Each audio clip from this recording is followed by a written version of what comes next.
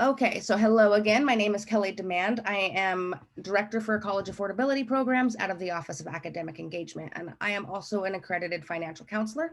I am here today to talk to you about learning from financial mistakes. So, as we have already mentioned, who makes financial mistakes? Everyone around you makes financial mistakes. If you have not made one yet, you will at some point, and that is okay. Some financial mistakes are unavoidable, and I recognize that. Most people recognize that.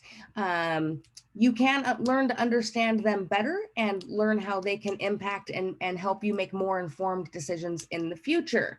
And so I'm going to ask again if each of you would mind sharing the financial mistakes you have made before.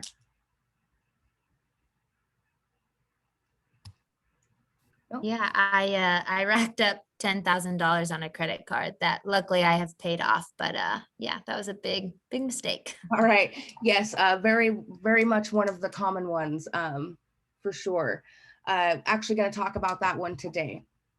So, most common financial mistake is not paying yourself first. So that is having money in savings. And there is a common misconception that you pay your bills first, you get everything you need, and then if you have anything left, you put that money in savings.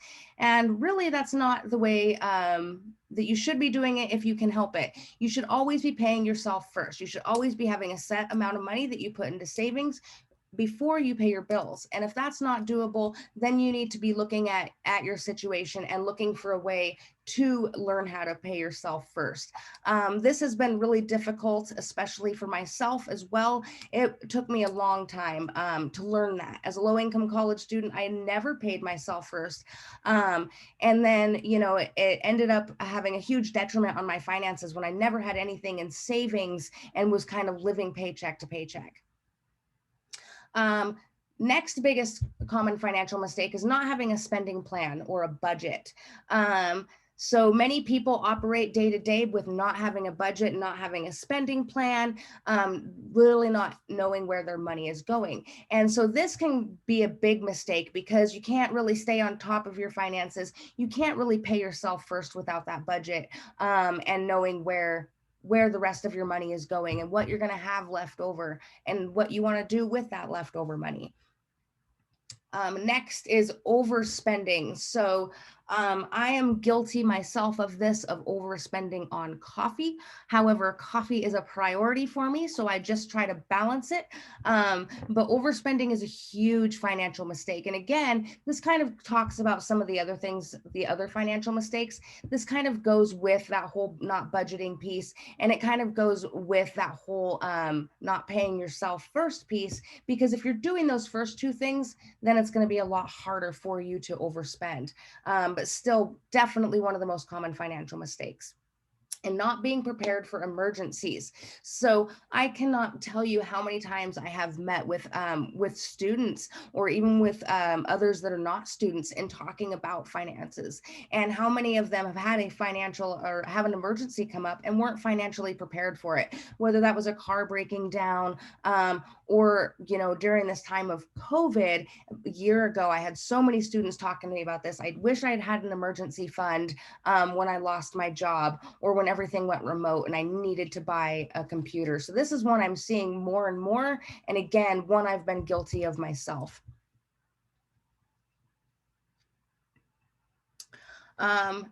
The next one, overusing credit or using credit for frivolous spending.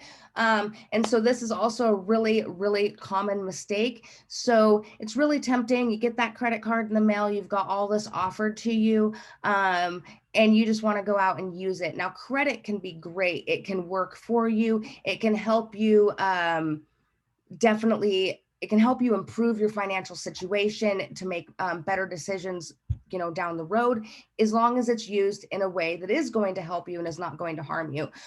Using 100% of your credit available to you can be a big mistake. You should really actually try not to use more than 30% of your credit available. So that means if you've got a $1,000 credit card, you really don't want to be using much more than $300 of that, if at all possible. So now, and if you have an emergency, that's why it's also important to have a separate emergency savings so that you're not relying on that credit card.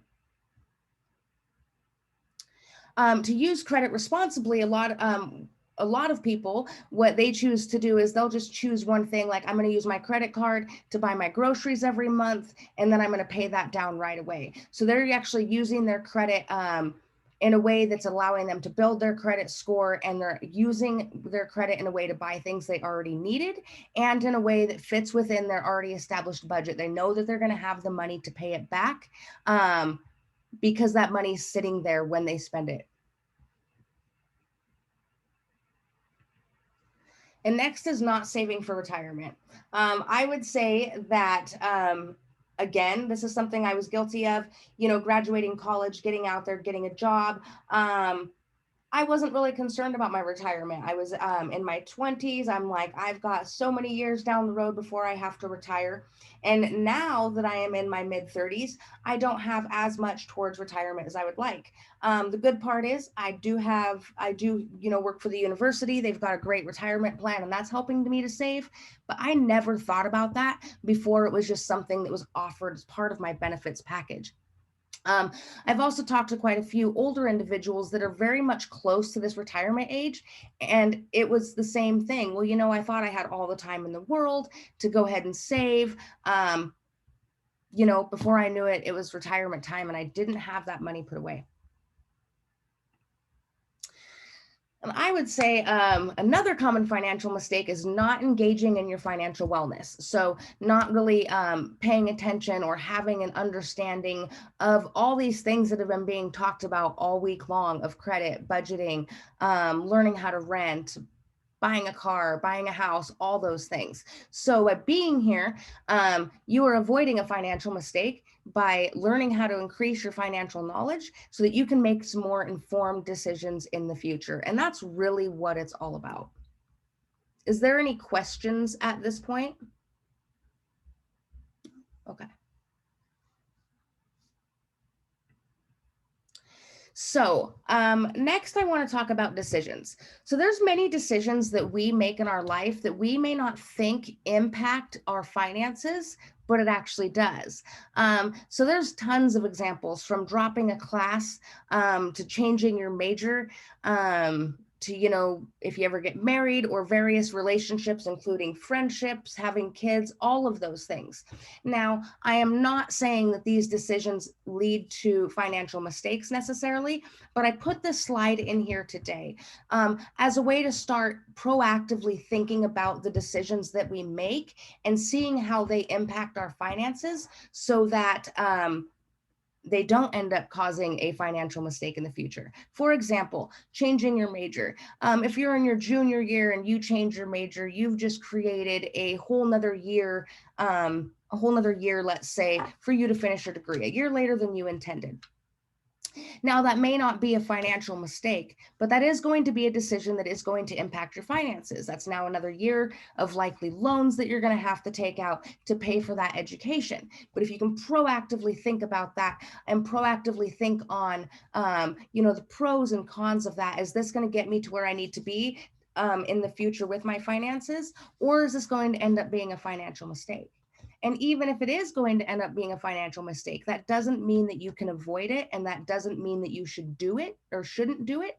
It just means that's something that you need to take into consideration so that you can use that information to make more informed decisions. Hope that makes sense. So, obviously, the good thing is we learn from the mistakes we make. We have the power to gain knowledge from our financial mistakes and apply those to the lessons in our life. So earlier, when you were talking about, racking up that $10,000 in credit card debt, obviously you said you found that to be a financial mistake for you. However, I'm sure that you paid it off, and you are using that information as an experience to not make that in the future. Hopefully, you've also learned a little bit more about how credit works and the ways to make credit work for you so that you don't end up falling into that again. Personally, as I mentioned, I'm known for spending too much money on coffee. Anyone that knows me knows that coffee is my weakness. And so I have put a balance on that. Coffee is a priority with me, so I don't feel like spending some money on coffee is a mistake. But I have learned when I went ahead and paid closer attention to how much I was spending at Starbucks. Um, I then became better about taking that monthly amount and saying, I'm going to cut this by a third. I also, as April is National Financial Literacy Month, I also have cut all coffee buying completely out of my budget for the entire month of April. I decided that was a good personal sacrifice that I wanted to make because I know that in the past I have spent too much money on coffee, and I'm going to use that experience to guide me. And one of the things that I chose to do is I'm going to make the sacrifice for 1 month. I'm going to drink nothing but homemade coffee. And let's see what that can do for me in the future. Is there any questions on that? Nope. Okay. So the whole point of why I really wanted to hold this workshop today is because I am all about removing the stigma around making financial mistakes.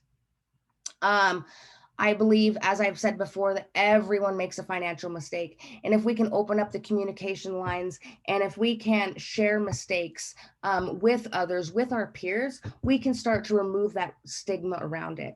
A financial mistake does not define you. It does not reflect what kind of person you are, and it is not going to ruin you, but you can use that to learn from and to make better decisions for yourself and help others in the future. So had to defer to Bob Ross here because I love the way he puts it. We just have happy accidents. And all of those kind of go into making more informed financial decisions in the future. Now, I had kind of an activity that I wanted to work on with you all, but there's only 3 of us here, so we can approach it a little bit differently. But I kind of wanted to talk about what are ways that you feel like you could learn from mistakes to make more informed decisions in the future. Do either of you have ideas on that? No? Yeah, I think one is like creating a budget, because that's kind of how I got into the credit card debt. Is I just wanted to do a bunch of fun things. So I did whatever I wanted, and then didn't realize I didn't have the funds, or thought, well, I'll just get a better paying job. And then when I got the job I wanted, it didn't pay quite what I thought it was going to pay. So creating a budget, I think, is a good idea. I think for me, it was helpful, like becoming more aware of just like finances and like what I can and can't spend. And once I started like paying attention to it, it was easier to kind of control. Right. I think you both bring up really good ideas right there. And really that's kind of the theme of this presentation is really all of those mistakes can kind of be contributed to maybe not paying as close of attention as you could in those certain areas and not planning in advance. And as I said, one thing where, I mean, I think even others will disagree with me is that in my opinion, some financial mistakes are unavoidable. You know, you're going to have to make this mistake. And that's okay. So, for example, I've met with individuals before that bought a car. That car ended up being, individual lost their job. That car ended up being more than this person could handle. They were now all of a sudden could not pay their other bills. Their savings were depleted. They had all these things happening to them. So their choices came down to, I can continue to live like this, or I can turn my car in. Now, turning the car in was a huge financial mistake. That impacted this person's credit in a negative way, very much so. But they didn't have any other choice in the matter. It was literally, I'm not going to keep surviving if I don't turn my car in. Now, ultimately, I've been in contact with this person. That was a couple years ago, and it's getting better, but that they still have those negative effects from that financial mistake. But really, they're like, I didn't have any other option at the time. So it's not that I regret making that financial choice. It's not that I know it was a mistake, but I don't regret it because I didn't have any other option. All I can do is use it to move forward. So for a while, this person's driving like you know, a $2,000 beater to get them from point A to point B, working hard on paying back the money that they still have to pay back for that car, because there is still a balance, but they're not at risk of it coming and being repoed. See, that's the other thing. If the person would have kept the car and kept trying to pay it, if they miss so many car payments, they're going to come take your car back from you, and you're not going to have a choice in the matter. And then that's going to impact your credit even more negatively than if you turn that car in voluntarily, even though that's still a financial mistake. So there's all these things that come at us, and sometimes we have to make choices that we know are going to end up being mistakes, but we can use that, and we can use that to be better and learn more about that in the future. So I'm constantly having these talks with my kids. I have 3 teenagers, and let me tell you, the financial mistakes that teenagers make is, my oldest just told me she wants to take her tax return to go buy an Oculus. And I really struggled. I told her I wanted her to think about something more responsible to spend that on, but then I bit my tongue and I was like, I'm going to leave it at that. Is it really my job? She's almost 20 years old. Is it really my job to tell her not to buy that Oculus? Or should I watch her buy it, use it 5 times, and then 6 months down the road go, wow, that was dumb? And I'm almost inclined to do the latter, because I believe that while she's young, while she's still living at home, and still has the security pad under her, this is the perfect time for her to make that mistake and kind of learn from it in the future. Do either of you have anything else to add? So, and I also want to make sure that you're getting what you need from this presentation. Is there something I didn't cover? Do you have any questions? Do you want any specific strategies about learning from mistakes, anything like that? No, I like the paying yourself first. I guess I just never kind of thought of that, but just creating a set amount and then putting that into savings. Cause I just kind of have everything in my checking and I don't have a personal one, like a savings account that I don't touch. So that's a good idea to create that. So that was helpful. Yeah, I agree with that big time.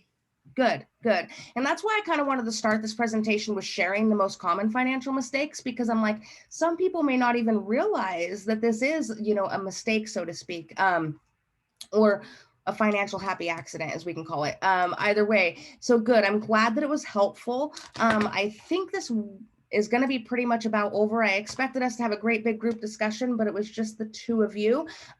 So if you guys are both got what you needed out of this, we can go ahead and end this, and then you'll get a half an hour of your time back today. And I encourage you to definitely attend more events. I'm also going to go ahead and drop my email address in the chat for you. So I am an accredited financial counselor. I do offer free financial counseling. So if you ever just want to talk, go through stuff, do financial counseling, whatever it is, have me look at your budget, feel free to email me. I am here for you. Awesome. Appreciate it. Well, thank you very much. Let me copy that before I close out. Thank you so Awesome. much. Appreciate it. Welcome, and you have a great day. Thank you, you too. Bye.